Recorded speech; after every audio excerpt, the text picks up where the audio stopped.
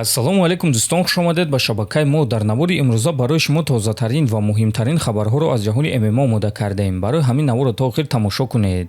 шахсоне ки хунукзадагӣ доред, зуд пешоб мекунед, пас ширкати шифофармо ба шумо ин асали гиёҳӣ бо номи паҳлавонро тавсия медиҳанд, ки ҳамаи ин мушкилиҳоро бартараф мекунад. ҳамчунин ин асал тестостерони шуморо баланд карда гардиши хунро хуб мекунад ва аз ҳама муҳим, ин асал танҳо аз гиёҳҳои табиӣ тайёр шудааст ва дар таркибаш ягон гуна химикат надорад. барои заказ кардани ин асал ё барои маълумоти бештар ба рақамҳои дар рӯи экран буда занг занед ва мутахассисони ширкати шифофармо дар ҳамаи саволҳои шумо ҷавоб дода ин асалро ба ҳама шаҳрҳои Русия ва Тоҷикистон доставка мекунанд.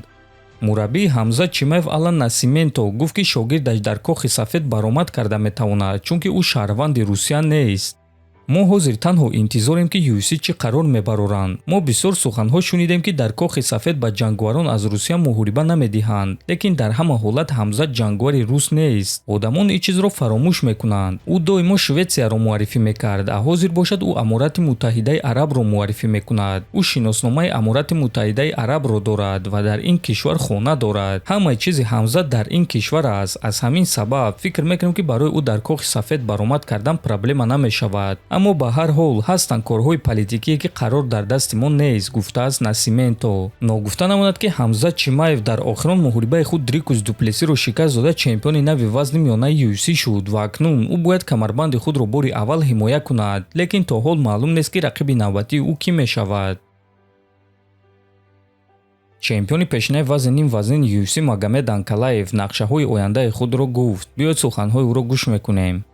ҳамин хел шуд, ки ман бой додум ва ин бохти аламовар буд. барои ҳамин ман каме аз ҷангҳо дур шудум. акнун ҳама чиз тағйир ёфт. ман хулосаи худро баровардум ва акнун шумо тамоман дигар Анкалаевро мебинед. дар ин намуди варзиш аз ҳама асос рӯҳан нашикастан аст ва аз ҳадафи мондаи худ нагаштан. роҳи худро ба сӯи ҳадафат бояд идома дода вазифаи худро иҷро кунӣ. ман барои худ қарор баровардум, ки ба ман фарқ надорад, ки зидди кӣ меҷангум. ман муҳориба зидди касе ки набошад қабул мекунам, нигоҳ нокарда ба он ки ӯ дар топи рейтинг ҳаст ё не. ман ҳамаи корро мекунам то ин ки боз барои камарбанд ҷангум, гуфтааст Анкалаев. хотиррасон мекунам, ки Магомед Анкалаев дар охирон муҳорибаи худ бо Алекс Перейра реванш гузаронида буд, ки дар ҳамон муҳориба Перейра бо тариқи нокаут ғолиб шуда буд.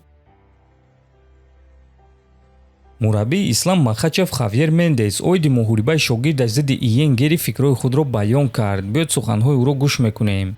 дар стойка зидди ислам шансҳои Гери бад нестанд. ӯдастони дароз дорад, ҳушёр ва зирак аст. дар замин ҳам ӯ бад нест, лекин дар он ҷо ӯ наҷот ёфта наметавонад. шояд ӯ тамоми 5 раунд тоқат карда метавонад, лекин дар замин аниқ аз ислам зур буда наметавонад. ман ба ин чиз 100% боварӣ дорам. дар стойка ӯ рақиби хеле ҳилагар аст ва як зарба ҳамаи чизро тағйир дода метавонад, лекин ин тамоман дигар таърих аст. ана дар замин ман боварӣ надорам, ки ӯ аз мо дида зуртар бошад. шояд ӯ худро наҷот дода метавонад, ки фавран шикаст нахӯрад. ӯ ҳимоя аз текдаунҳо дорад, лекин ин ҳимояи ӯ то он дараҷа хуб нест, ки исламро манъ карда тавонад, гуфтааст Мендес. ногуфта намонад, ки Иен Гери айни замон дар Грузия қарор дорад ва барои муҳориба зидди Ислам Махачев омодагӣ дида истодааст. ҳоло муҳорибаи онҳо расман эълон шудагӣ нест, лекин овозаҳо ҳаст, ки рақиби навбатии Ислам маҳз Иен Гери шуда метавонад. Иен Гери айни замон дуюм рақами рейтинг аст, ки рекорди 17-1 дорад. ягона мағлубияти ӯ дар муҳориба зидди Шавқат Раҳмонов рух дода буд, ки муҳорибаи онҳо муҳорибаи наздик буд. ана дар охирон муҳорибаи худ бошад Иен Гери чемпиони пешинаи вазни худ Билол Муҳаммадро шикаст дода буд. дӯстон, агар ин муҳориба баргузор гардад, ба фикри шумо Ислам камарбанди худро ҳимоя карда метавонад ё ин ки Гери Исламро шикаст дода чемпиони нав мешавад? фикрҳои худро нависед. ҳатман дар YouTube канали мо обуна шавед. то боздид. хонобуду сарбаланд бошед.